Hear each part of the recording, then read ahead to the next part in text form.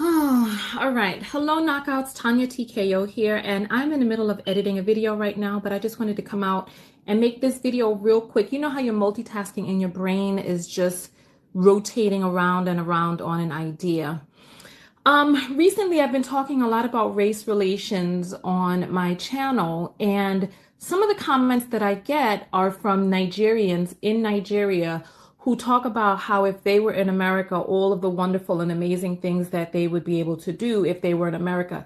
If I were in America, I would be rich, I would be famous, I would be this, I would be that, because you Black Americans are lazy, you Black Americans are this, you're that, you love thug culture. I just got a comment the other day, and I commented back to the person about their colonial mindset. Hello, everybody. I am doing this live, but I am doing this just to get this idea out so that I could jump back into the video that I'm editing, because listen, it's another day, another Karen. So I'm constantly having to battle Caucasians on one hand, and then now I have to battle Africans on the other. And you all know, listen, I love my Nigerian people. I am genetically Nigerian and Ghanaian. I just spent dirty December and just won't go home January in Ghana and Nigeria.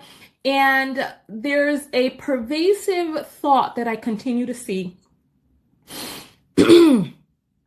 over and over and over again. And that idea is that somehow there's something defunct and wrong with African Americans just because our trauma is different than your trauma.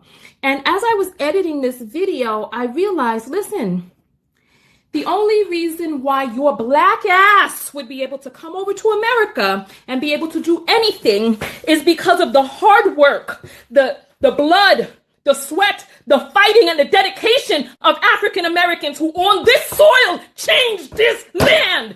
African Americans are the ones who got this country integrated. Let me explain something to you. White people in this country did not give us anything. We have had to take. And this is why you see what is going on in the news and the media right now. We took in the 1960s what it is that we had. We took their lynchings, their terrorizing, their burning down of our neighborhoods, and we continue to rebuild and rebuild and revisit and retwist and re-rise up what it is that we have done in this country. And the only reason why anybody can bring their Black ass over here from another mother effing country is because what Black Americans have done on this land. And I'm saying this as a person who is bicultural, whose father is not American, doggone it. My father is an immigrant, and he was able to come over to this country and do something in this country because of the Black people who fought, who died, who bled, who were lynched on this land. So don't sit your Black ass over there in some other goddamn country talking about what you would do in America. The only reason why your Black ass could even get the F over here is because of what we have done. Doggone it. Listen to what it is that I'm saying. The reason why people are able to get onto the radios in America is because what Black Americans have done, the culture that we have created with nothing. Nothing. We have been given nothing. Everything that we have in this country, we have because we have taken. Listen to what it is that I'm saying. So don't sit your Black ass over there in your country where you're not doing what you need to do with your government. If anything, you should feel inspired by African Americans, inspired to pick up your picket sign and take your ass off your seat and go out there in the streets and protest in your damn land.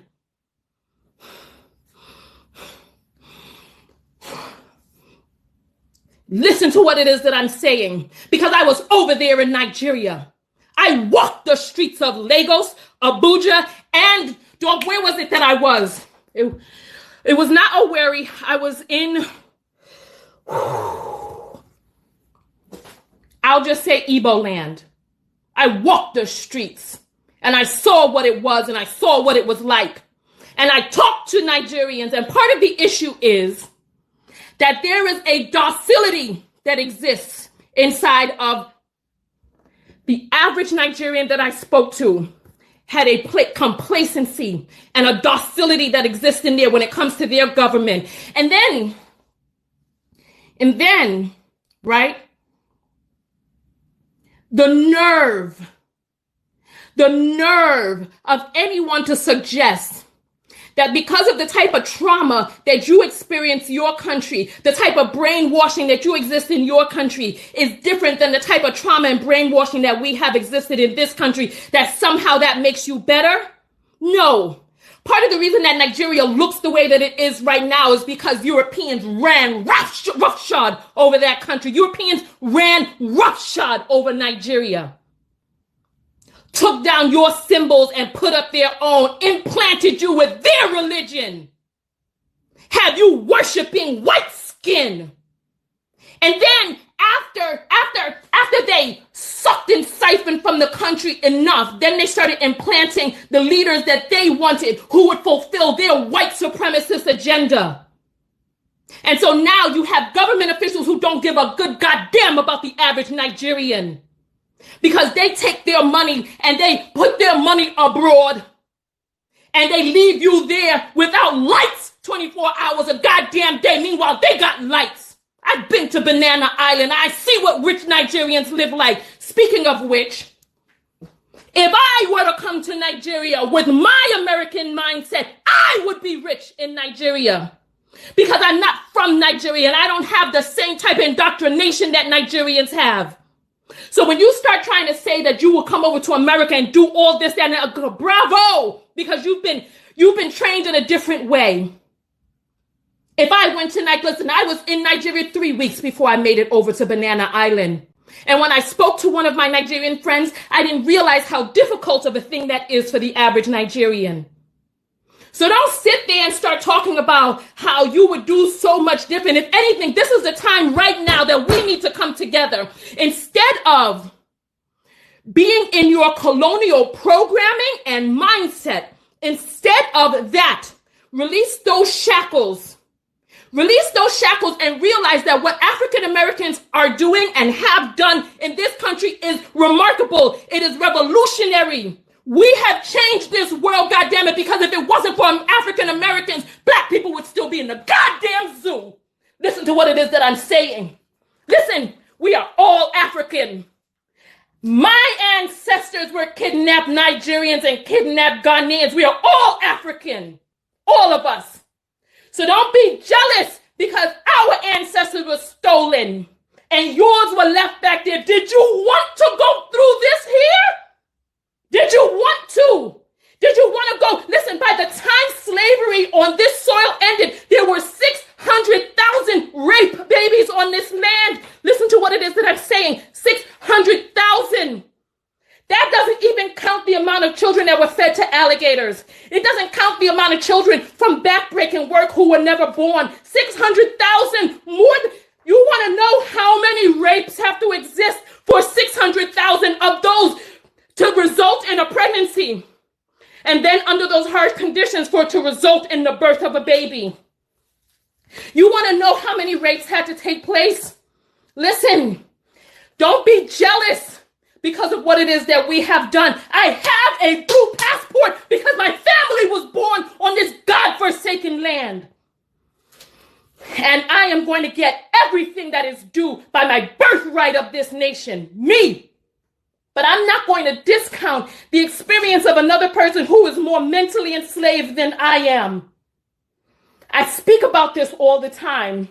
And you all know, listen, I love my Nigerian people. I do. Like I said, I'm genetically Nigerian. You look at my father, you see an Igbo man. However, my father was not born and raised on this funky land. He was not born and raised in the mental slavery, the drudgeons thereof that have enslaved mentally the people who are on this land. Some of them. Because many of them have risen to be able to get us the level of human rights that we have now. And still, every 20 to 30 hours, a black person is murdered by the police in this country. And then you see we got effing vigilantes out there killing black people too. Karens harassing us when we just try to live. We got your bubbas and your rednecks hunting us down when we try to jog and exercise. We got hooded men who came by, poured gasoline on the things that we have built and burnt them to the ground. And we got more hooded men who put on badges every day, gavels in their hand, scalpels in their fingers, and steering wheels in their palms. We have policymakers in this country whose forefathers wore hoods and them who still have the hooded heart. And when I say hooded, I'm talking about the Klan, baby. Listen to what it is that I'm saying. So no, don't sit over there in some foreign land talking about what it is that you would do in America, because if you were born on this land entrenched in the funk and the foulness that exists on this land, you would be just as mentally enslaved, just as mentally entrained as the people who are here. So don't think that because your trauma is different than ours, that there's something better about your trauma.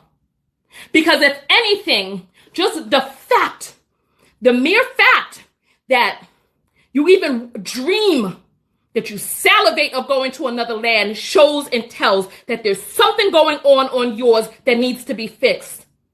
So rather than going off and talking about all of the things that you would do in America, please do them in Nigeria. Fix your government. Rise up. Do whatever it is that you need to do on your land. It's time that we came together, and it's like there's so many people out there who are puppets and arbiters for white supremacy, puppeting racist ideals and racist ideas that they've been taught by the supremacist regime. And part of the issue is, and I'm going to say this and then I'm going to get out. I'm going to say this and then I'm going to jump off the video.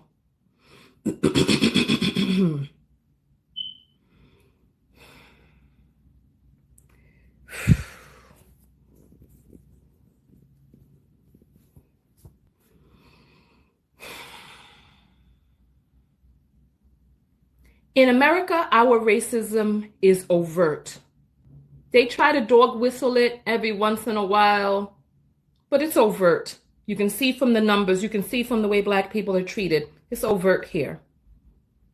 Where colonialism existed, it's insidious and it's silent. You don't really know that it's there, but you know, it's like you feel like the frog in the water where the heat is turning up slowly. You don't know what it is, but you're feeling uncomfortable. So that it's so much easier for you to sit on the internet and talk about what you would do in America, fantasizing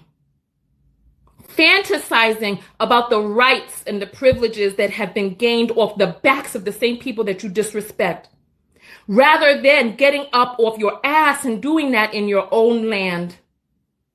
Listen, if anything, I prefer the racism of the United States to the racism that exists in the UK, to the colonial mindset that exists in many African countries and in Caribbean islands. I prefer it because these people, they don't mince words. They tell you how they feel. They show you how they feel with their policy. Meanwhile, in other countries, it's silent and deadly because you're sitting there. Listen, we talked about this when I was in Nigeria. Monthly salary. What was the monthly salary when we talked? $150 per month? 150 US per month in Nigeria. I think the salary was $30 a week. I was at a hotel where I was spending $160 a day. That was half a month's pay for the man who took my money. Half a month's pay.